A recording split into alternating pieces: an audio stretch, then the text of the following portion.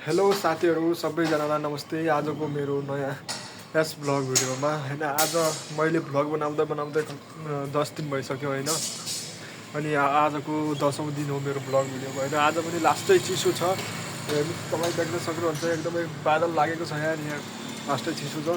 अनि धेरैजनालाई जानकारी नहुन सक्छ होइन, प्रभासको न्यू फिल्म रिलिज हुँदैछ राजा साहब भन्ने, जनवरी 9 तारिकको।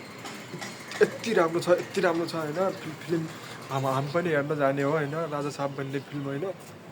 ट्रेलरले नै धमाका मचाइसक्यो होइन, राजा साहब भन्ने फिल्मको ट्रेलरले नै धमाका मचाइसक्यो होइन। हजुरहरूलाई कस्तो लाग्छ? प्रभासको फ्यान हो भनेपछि हजुरहरू लाइक गर्नु होला होइन, भन्नु होला, कमेन्टमा भन्नु होला, लाइक पनि गरिदिनु होला होइन। आज लास्टै मौसम चिसोको मौसम छ होइन साथीहरू।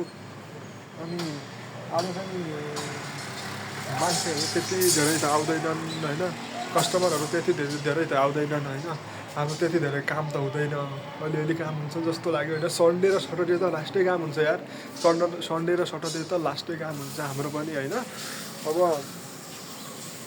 चिसो चिसो मौसममा होइन यस्तो साइरी हान्दाखेरि कस्तो लाग्ला त हजुरलाई होइन। साइरी हानौँ भनेको होइन। अहिले मैले भर्खर ब्रस गरेर होइन यत्तिकै भिडियो बनाउँछु भनेर आएको होइन। हजुरहरूलाई यो भिडियो मनपर्छ लाइक कमेन्ट गरिदिनु होला है।